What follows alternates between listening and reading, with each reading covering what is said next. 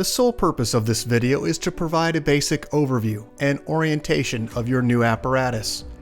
This video is not intended to act as or replace individualized driver-operator training.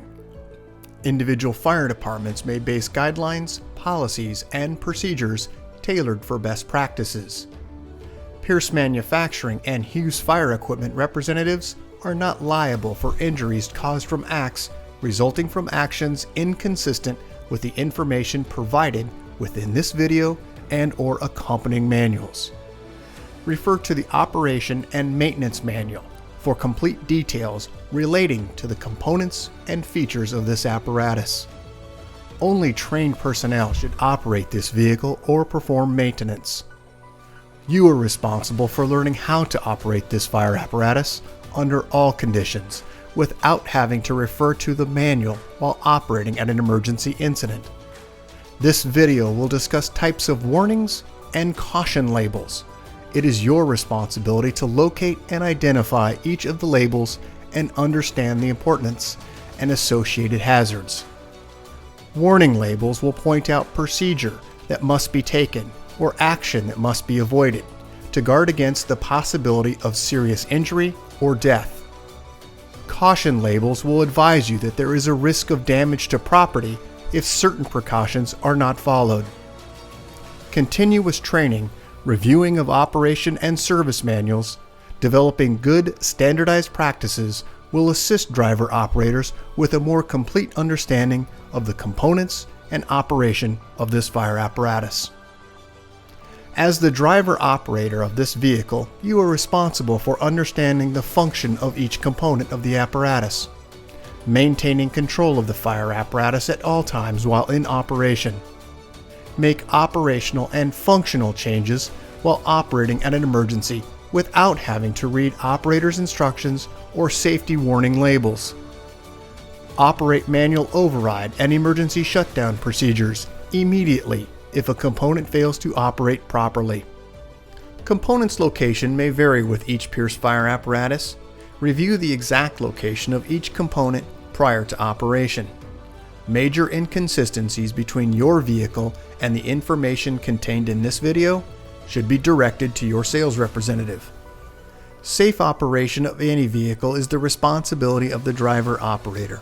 You must learn the location and function of all controls, switches, gauges, valves, inlets, and discharges. Due to a higher center of gravity, heavy trucks have a significantly higher rollover tendency than other types of vehicles.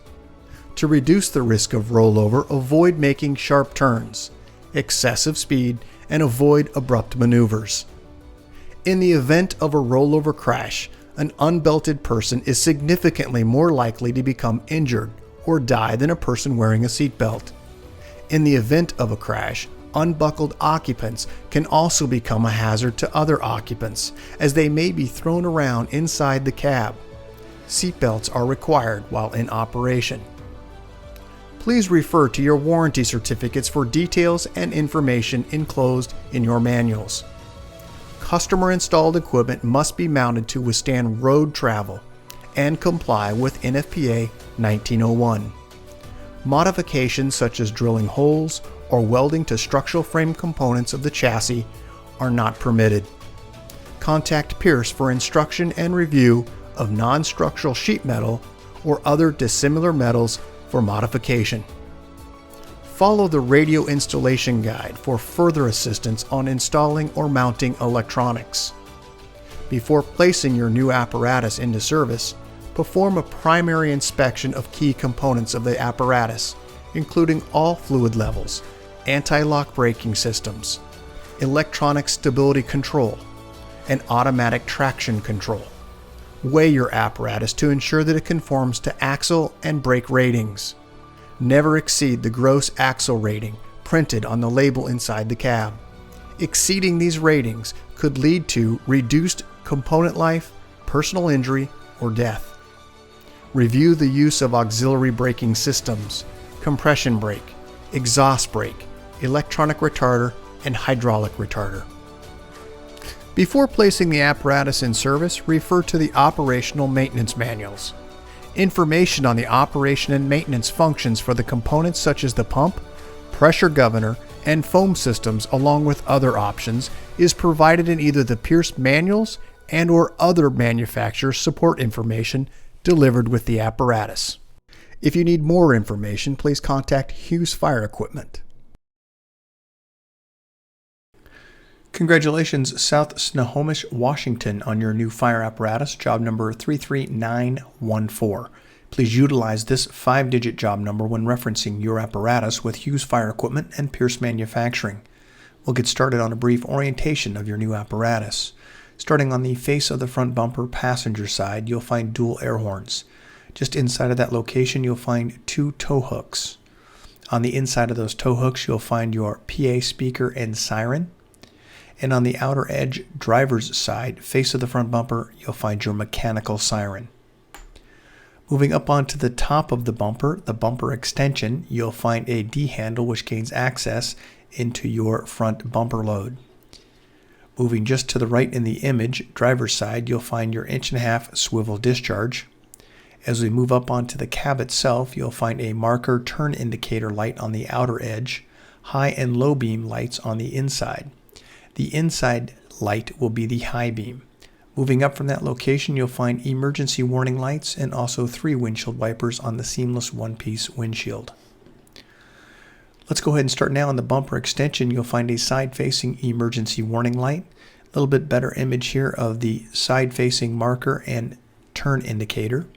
As we move up from this location, you'll find a side-facing camera. Let's take a look now at the upper section here. You'll find your 5 clearance lights. Located directly in the center, you'll find a forward-facing floodlight. As we move up onto the roof of the apparatus, you'll find your emergency warning light bar. Just above that light bar on the passenger and driver's side, you'll find 2 spotlights. These are controlled from within inside the cab. And then located within inside the light bar in the very center, you'll find your Opticom system. Let's take a look at some close-ups of things we just talked about. First, this is that tubbed storage location. Moving out to the side where you'll find your front discharge swivel 1.5 inches. Moving to the headlight structure housing low and high beam headlights, turn indicator and marker light. Moving now to the side, you'll see that side-facing camera and also your department logo. Moving in the step well, you'll find positive and negative battery terminals with covers. Moving to the side of the vehicle, you'll find your shoreline inlet. This is a 20 amp auto eject with a green indicator when it is plugged in. You'll find the information just above that in the window area regarding the charge indicator. As we move to the door handles, you'll find door latches that are keyed also, in addition with grab handles at all points of entry. Moving just to the right, you'll find a side-facing scene emergency light. And then moving up to the mirror, you'll find a flat and convexed mirror. The lower portion will be convexed. And then directly over the center window, you'll find a side-facing scene light. Let's move to the rear section of the rear cab door, where you'll find this long, full-standing compartment at the very rear of the cab. As we move now to the pump panel area, let's first start on the left-hand side in this area. The black device is going to be a location where you'll store your booster line nozzle. Moving to the right, you'll find your pump discharge. This is the master gauge for your pump discharge. And then to the right, you'll find the master pump intake gauge. Moving all the way to the right in this image, you'll find this red module indicating with foam level A. That is the level of your foam tank for tank A. As we move just down from that location, you'll find this placard. This is your test placard. You can see you have 150, 200, and 250 psi. On the left, it'll show the GPM that's associated with it and the RPM on the right. Also moving to the right, you'll find the vacuum and pressure test gauge ports. And then you'll also find this warning label regarding entanglement because of the hoses from the pre-connects. As we move to the left, you'll find your Pierce pressure throttle governor. We'll go over that in just a few moments. When you've properly engaged your pump from the cab, you'll find an OK to pump green indicator illuminating here.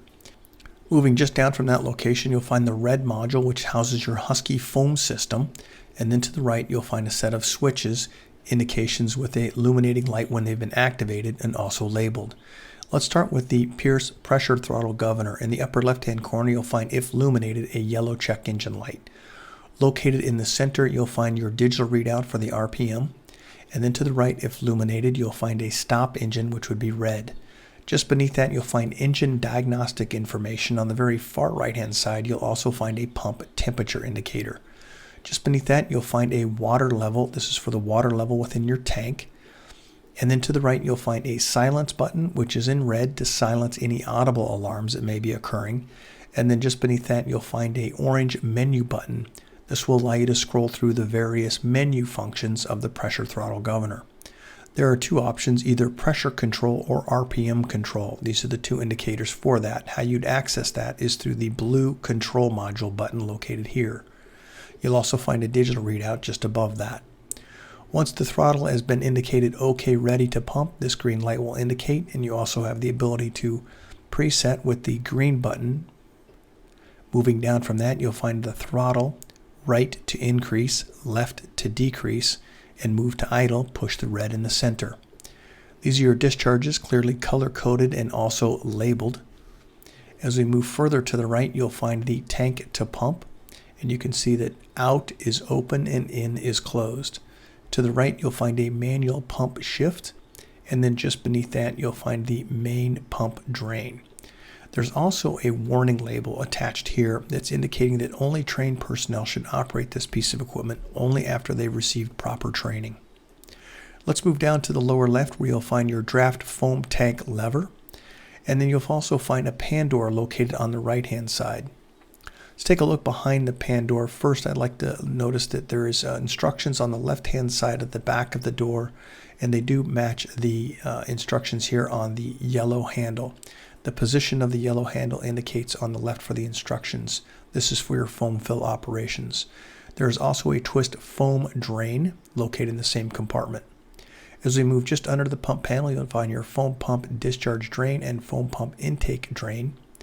Moving also back onto the pump panel, you'll find on the right-hand side this Watrous placard indicating the type of pump that you have, a CSU, and also a capacity of 2,000 GPM.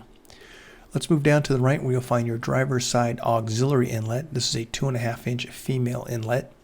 And then as we move back up to the left-hand side, this is going to be all of your cross lays. They're clearly color-coded and labeled.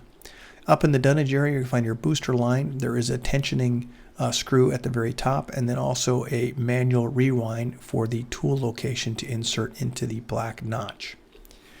As we look through, you'll find your master stream device with an extended gun.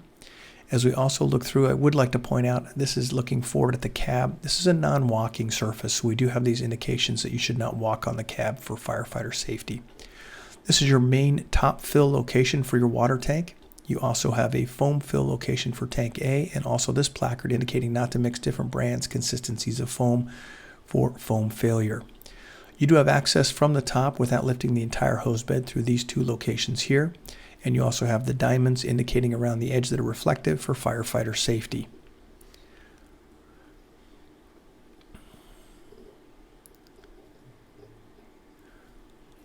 Let's take a look on the left-hand side. You're going to find your ladder storage. This is a ladder rack. We'll talk about that in a moment. There is a 24 and a 14-foot roof and also a 10-foot attic. You also find the fill location for your foam hydraulic reservoir. That's in the upper left-hand side. And then this is going to be accessed here for your cross lay. Moving now to the side of the vehicle, you'll find wheel chock storage in front of and also to the rear of the rear wheel. And you'll also find your air tank drains just in front of that wheel chock storage location. As we look to the body itself, you'll find two emergency lights on the side, and then you'll also find at the rear a side-facing scene light. Here's a close-up of that image indicating that side-facing scene light and also that emergency warning light at the very rear section. Let's move down to the first compartment to the rear of the apparatus from the pump panel. You'll find the release mechanism for pulling out that drawer. And then you'll also find an SCBA bottle storage location here. And I'd also like to point out the round ventilation system located through all of your compartments. As we now move just in front of and rear of the axle, you'll find SCBA bottle storage in the very front section. In the rear section, you'll find a single bottle storage. Ultra low sulfur diesel is a silver cap. As we move the flap down, you'll find a 4.5 US gallon DEF tank. That's the blue cap. As we move just over the rear axle, you'll find toolboard storage. The D handle allows you to open. There is also a locking mechanism on the inside of this compartment. I'll show that image in the next picture here. The latch here allows you to release the toolboard to restore back to its original position. As we move to the rear of the axle, you'll find a access point here for a portable winch, and also you'll find wheel chock storage location. Here's a location update here on that winch. There's a 9,000 maximum allowable winch rating. As we move up from this location to the rear compartment, you'll find LED lights inside, adjustable shelving, a pull-out tray, and then on the left side, you'll also find access here. This is for plugging into a shoreline outlet or the inverter. You can see it's currently plugged in. You have a green indicator. Starting at the rear of the apparatus, you have emergency light, brake, turn, and backup lights on both right and left sides. You also have a rear deck light switch. Moving up from this location, you're going to find a rear-facing scene light at the very top on the passenger and driver side. As we move to the rear, you'll find your backup camera located in the very center above the roll-up door. You'll also find a set of warning labels here. First is going to be a pressure hazard warning. Be cautious when opening caps, it may be under pressure. Also, 2 indications for fall, that you should not ride on while the vehicle is moving, and also caution when climbing. Moving to the very far right, there is an entanglement hazard because of those hoses coming from aloft. You do have 2 discharges, one on the left-hand side, 2.5 inch, and then as we move to the right-hand side of the traffic advisor, you'll find an additional 2.5 inch. Located directly in the center, you'll find your traffic advisor. These are the release mechanisms for the rear section of your hose bed cover. Let's move now to the center section of your hose bed area. First, you'll find long tool storage and also additional storage inside the very center section. As we move to the roll-up door in the rear, you'll find adjustable shelving at the top, a pull-out tray at the bottom. The release is on the right-hand side. I'd also like to direct you just to the right-hand side of this pan door. Once you simply open this door, you'll find the powered equipment rack. This is for your ladder rack. You'll find there is some danger and also some warning information. You also had driver's side hose bed cover and officer side hose bed cover. Moving now to the other side of the vehicle, this will be the passenger side. Let's start at the very bottom. You can find that same winch receiver location in the lower right-hand corner. As we look overhead, you'll have the same configuration, emergency warning lights at the top and also a rear side-facing scene light. As we move to the very rear compartment, you'll find a pull-out tray, adjustable shelves, and also ventilation. And you'll also find that plug location just inside when plugged into shore power or when the inverter is engaged. You'll find that that is active. Moving now just to the rear section of the rear axle, you'll find SCBA bottle storage location. As we move to the very center compartment, you'll find adjustable shelving, LED lighting, and dry deck material. Moving just in front of the axle, you'll find SCBA bottle storage location. And then as we move to the very front compartment, let's take a look in the upper right-hand corner of this image, first starting with your inverter. That is the white box on your left-hand side. There's some instructions just beneath that. Moving to the right, you're going to find when plugged into shore power, this will be activated. This is your air compressor to maintain brake pressure. Moving to the right, the box labeled torque. This is going to be your ventilation system. It's a wheel timer inside. Once again, these are the instructions regarding the operations of the inverter. Let's go ahead and move now just to the rear axle area. I would like to point out this warning label that this is extremely hot diesel exhaust, and be cautious where you park your vehicle. As we move midsection, you'll find an access panel door. We'll go over the contents of that in just a moment. You'll also find a warning label here regarding pressurized hazard. Caps may be under pressure. Be cautious when removing them. And then also 2.5 inch discharges located on this side, and a large diameter discharge, green, located on this side also. You'll also find the duct tape here protecting any content getting inside.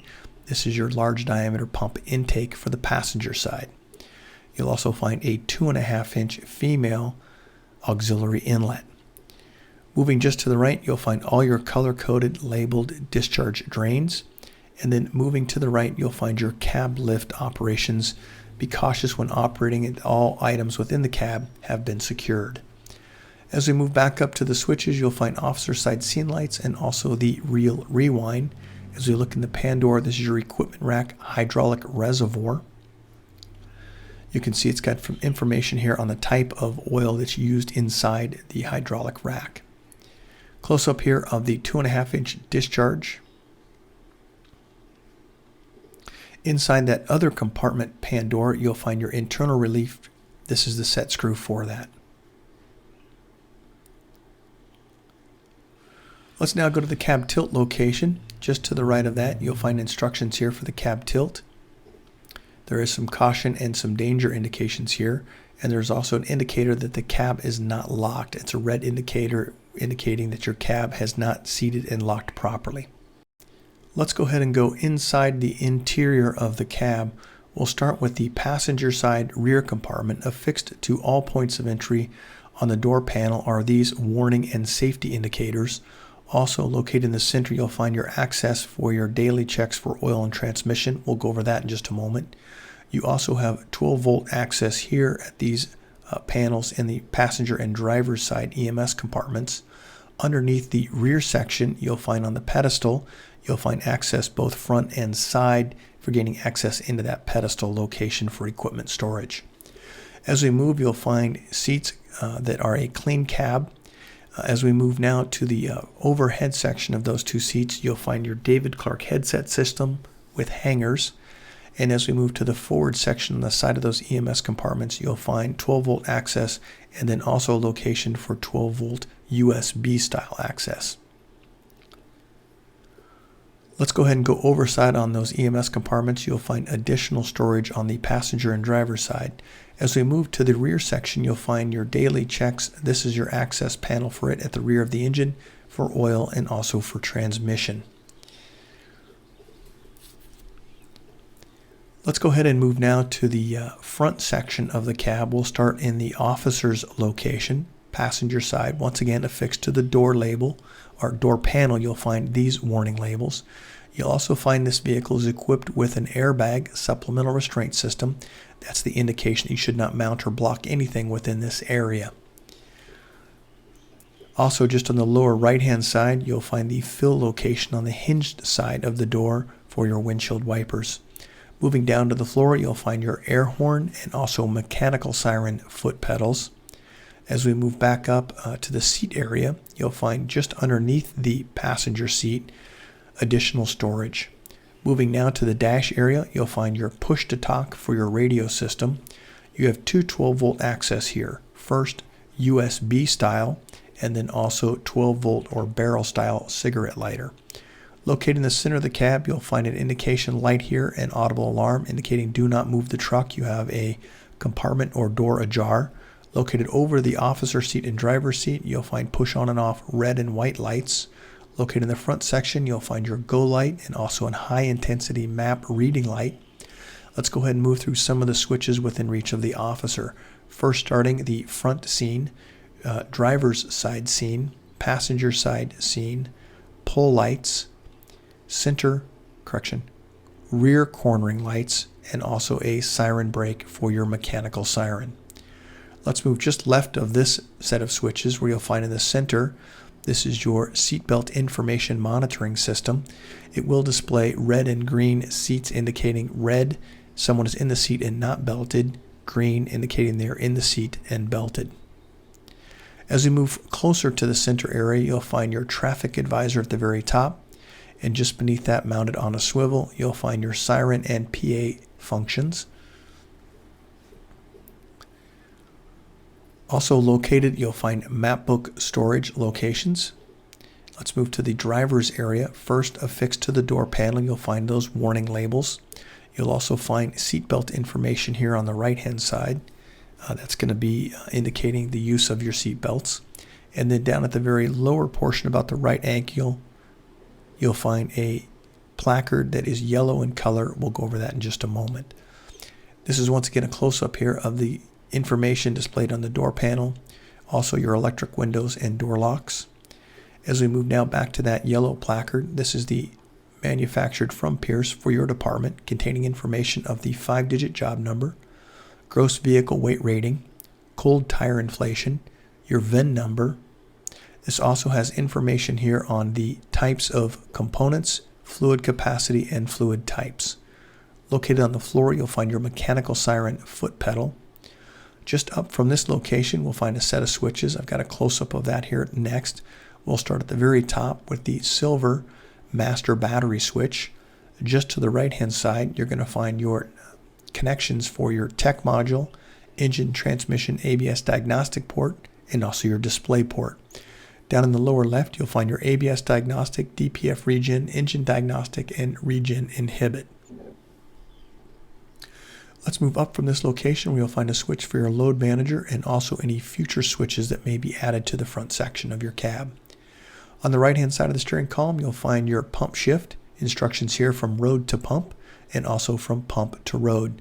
When exiting the cab for pump operations, you need these two green indicators, pump engaged and OK to pump, for successful pump operations. On the right-hand side, just above that, you'll find your mirror control and also convex mirror control. On the left-hand side of the steering column, you'll find your ignition and also start switch. Just to the right of that, you'll find a switch labeled EM, which stands for Emergency Master, your headlight switch, and also a panel switch indicating for brighten or dim the panel lights within the panel area. On the left, you'll find your transmission oil, DEF level, and water temp. On the right-hand side, you'll find your volts, fuel, front and rear air, with speedometer and tachometer located in the center. Diagnostic information will display above and below the speedometer. As we move just to the right of the steering column, in the very top, you'll find your Pierce command zone. Tremendous amount of information here available at your fingertips. Please see the owner's manual. You have a set of switches also located just in the next section down. We'll go over those in just a moment. Your system parking brake, pull to apply and push to release. That's the yellow diamond. And to the right, you'll find your digital transmission pad, which is your Allison transmission, with indication to pump and drive. Moving back to those set of switches, you're going to find your engine brake on and off, a setting switch for that engine brake for low, medium, and high, a front wheel lock, a future switch location. The red is your siren brake for your mechanical siren, and then also mirror heat. Moving just up from this location, you'll find a push to talk for the driver position, and then just beneath that, you'll find your windshield wiper. When you decide that you need fluid, push to apply windshield wiper fluid on the knob itself. We now are at your climate control with heat and defrost and also air conditioning. Let's move up to the left-hand side over the operator's head. You'll find the height 10 feet 6 inches, your length 32 feet 1 inch, gross vehicle weight rating of 42,000 pounds. If you make any changements or any adjustments to your vehicle, please change this placard so it coincides and is accurately reflecting. As we move just to the right of that location of the placard, you'll find some switches. This is going to be your emergency master, controls all of your emergency lights just as the EM switch does. Roof light, front warning, side warning, lower rear warning, and upper rear warning. When any of those switches have been engaged, you'll find the green LED indicator within the switch active. Moving to the right of that set of switches, you'll find an additional set. We're going to find the Opticom, which is located in the center of the light bar, an Opticom momentary switch, high beam flash, electronic siren, and also an air horn switch. Moving further to the right, another set of switches. We're going to find these are your scene lights, front scene, driver side scene, and passenger side scene. You'll also find your deck lights, pole lights, and also the rear cornering lights. Let's take a quick look from the front section pointing to the rear. You'll see the two seats located in the rear. Congratulations, South Snohomish, Washington, on your new fire apparatus, job number 33914. If you have any questions regarding your apparatus, please contact your Hughes Fire sales representative. Thank you and congratulations.